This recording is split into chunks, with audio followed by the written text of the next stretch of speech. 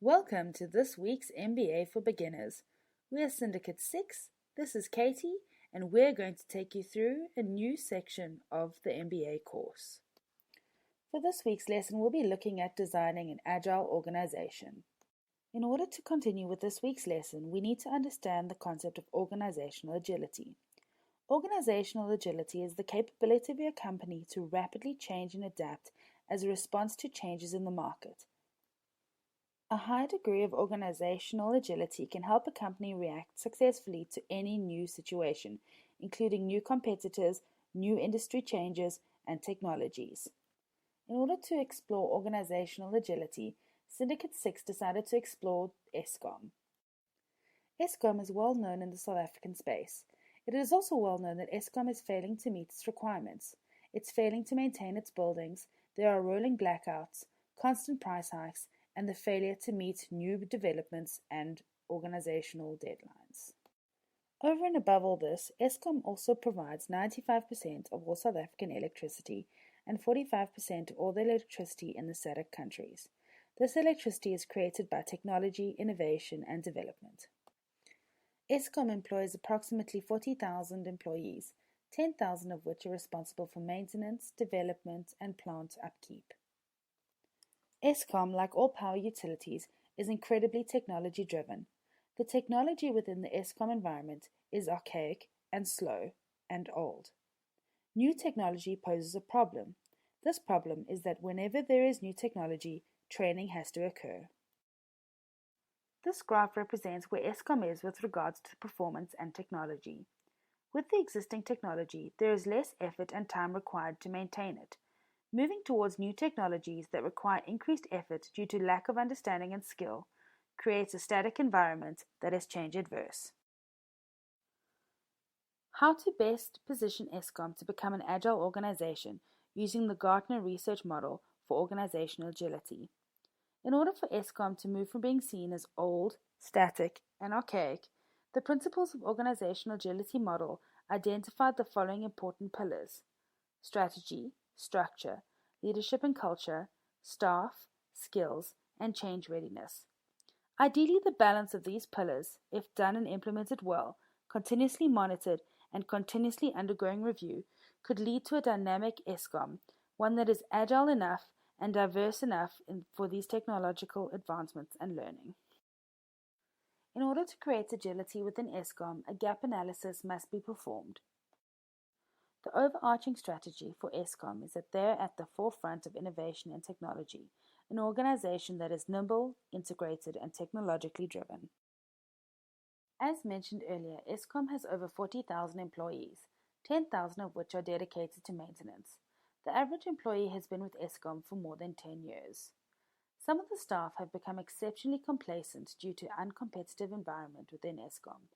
Some employees could be upskilled, reskilled, and transferred to different departments. This is the responsibility of management. Identified employees who don't have the necessary skills and attributes to work and thrive in the new agile Eskom will need to be made redundant. These changes may result in industrial action and thus require staff engagement and education from inception. To deliver on the new objectives, there must be a compatibility between skills, strategy, and staff. This will create an environment geared to agility and improved efficiencies.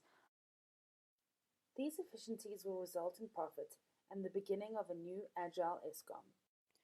Eskom's strategy is to lead in innovation. To realize a strategy, the organization has to be able to respond rapidly to changes in the environment and adopt new technology quickly. Eskom is a large organization and is very hierarchical. This makes it difficult to implement change.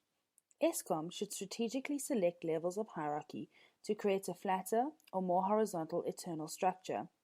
This will allow for faster adoption and implementation of new technology as the organization becomes more flexible and fluid. A more horizontal structure will also encourage communication and transfer of knowledge and ideas across the organization and have added additional stimulating activities and innovation. Information technology can be used to support the structure and to avoid chaos.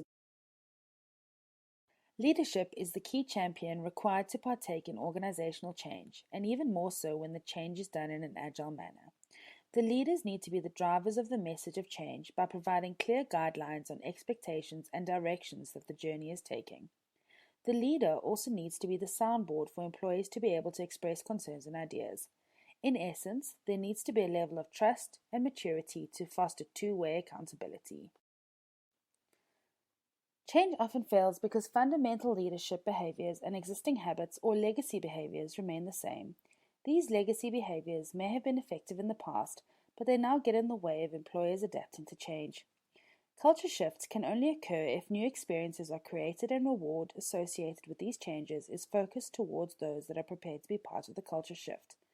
There needs to be an understanding and acceptance that the shift towards a new way of thinking and working will not be an overnight switch for all parties, and as such, it will be necessary to transition the culture shift with effective change in management. We believe that ESCOM would be able to facilitate organizational agility by appointing change leaders. These change leaders would focus on communication, would be persuasive, would be able to understand the distinction between individual and collective readiness. We also believe that these change leaders would be able to assist ESCOM with inclusive bargaining, and the line managers would be able to act as crucial agents in this process. Furthermore, we believe that these managers or change agents are crucial elements to maintain the training program, facilitate collective bargaining and consensus, mitigate unforeseen circumstances and handle objections, facilitate empathy, and create an inclusive buy-in towards change. These line managers would preach consistency and would be able to increase the level of engagement to a positive reaction when dealing with change. Ultimately, the readiness for change process will be effective, with the line managers measuring the effectiveness of change and reporting back to the change agent leader.